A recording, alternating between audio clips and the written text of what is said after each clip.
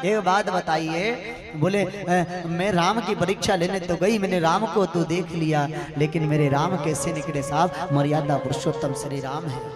और मैं तो कहता हूँ उन लोगों की धड़ में मत बैठो जो मेरे भगवान की बुराई करता हो, जो हमारे धर्म की बुराई करता है। उन लोगों के तो मोबाइल में भी नंबर नहीं होना चाहिए, उन लोगों के मोबाइल में भी नंबर नहीं, उनसे रिश्ता भी नहीं, और घर तक आने भी मत दो। जिनसे हमारे राम की बुराई करे, हमारे कृष्ण की बुराई करे, मेरे शिव की बुराई करे, उन लोगों से कोसों दूर रहना चाहिए। लेकिन आज का मानव कैसा हो गया? हमारे हिंदुओं की वजह से तो आज 500 साल तक पड़े। अगर हमारे हिंदू एक होते ना, जिस प्रकार वो सुई माला में फूलों को एक साथ जुट करती है, अगर हम हिंदू एकजुट हो जाते ना, तो आज मेरे राम 500 साल तक तंबू में नहीं रहते। लेकिन जीत किसकी होती है? सत्ताई की होती है। और सत्य परेशान होता है लेकिन पराजित नहीं होता है साहब। सत्य परेशान हो जाएगा लेकिन पराजित नहीं होगा। इसलिए सत्य जो है, राम नाम सत्य कहते, मरने के बाद में ले जाते तो कहते राम नाम सत्य है। अरे मरने के बाद राम नाम सत्य नहीं है, सत्य आज भी है और सत्य रहेगा। मरने के बाद क्यों कहते राम नाम सत्य है? कहते तूने जिंदगी भर भगवान का नाम नहीं लिया, ले अब तुझे ले जा रहे तो तेरे कान में कहते राम नाम सत्य है, राम नाम सत्य है। तो को बाप नहीं सुने, वो तो पहले ही बांध दे साहब, वो तो पहले ही बांध दे। को बाप सुने? मरने वाला व्यक्ति सुने? नहीं सुने, चाहे कितना बको, वो बाप भी नहीं सुनेगा। हर जोर से चिल्लाए राम नाम सत्य है, सत्य बोलिया गत्य है। तो सत्य बोले गत्य का मतलब क्या है? अरे पहले भी कहा था, तू पैदा हुआ था भी तो राम था और गया भी तो राम है। देखो कहा ना, पैदा हुआ तो कहां से आया? भगवान के घर से, और गया भी तो भगवान के यहाँ। लेकिन लेकर के क्या गया तू? बुराई लेकर के गया। लेकर के क्या गया तू? तेरा कर्म गलत था तो तेरे कर्म को लेकर के गया। पर ध्यान रखना, कर्म अगर सत्य होता है, क्योंकि मैंने कल भी बताया मटकी है, ऊपर से हम लिपस्टिक पाउडर ये सब लगा लेंगे, लेकिन परमात्मा ने जो दिया है ना साहब, वो परमात्मा का ही रहने दो। उस सांवरिया से माता सती के यहाँ उनके पिताजी ने यज्ञ रखा, और उस यज्ञ में बड़े बड़े राजा, बड़े बड़े विद्वान गए, और मेरे भोलेनाथ, मेरे भगवान स्वयं जाकर के बैठे। तो साहब कहते ना, मनुष्य को अहंकार डुबा देता है। क्या अहंकार?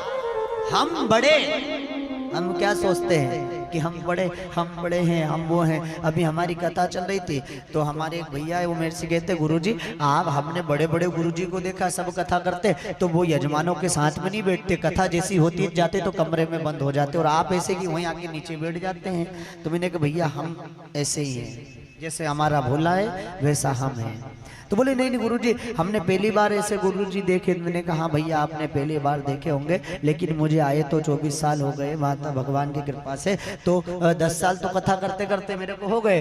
बोले नहीं नहीं गुरुजी, हमने ऐसा देखा कि वो कमरे में बंद हो जाते हैं। तो मैंने कहा भैया मेरा भोलेनाथ जो देता है, मेरा भोलेनाथ जो कथा दिलवाता है वो हम करते, बाकी हम मनुष्य की तरह साधारण सबके साथ में रहते हैं। तो दक्ष प्रजापति को अहंकार था, भाव था। देखो कई लोग को अहंकार आ जाता है, किसी को अहंकार आ जाता है कि हम कथा करते हैं तो हम बड़े हैं, हम मंच पे बैठते तो हम बड़े हैं। अरे मंच पे बैठने से बड़ा नहीं बनता है, ना तिलक लगाने से बड़ा बनता है, ना बाल बड़े करने से बड़ा बनता है, ना जटा बड़ी करने से कोई साधु बनता है, ना भगवा कपड़े पहनने से कोई साधु बनता है, ना पैसे वाला कोई उससे बनता है। साहब एक है साहब, खाली हाथ आया और खाली हाथ जाना है। बड़ा तो मात्र एक था, भगवान शिव भोले नाथ, भगवान शंकर जो देवादि देव महादेव सबसे बड़ा है। इस दुनिया में कोई बड़ा नहीं है, इस दुनिया में कोई बड़ा नहीं कहा गया।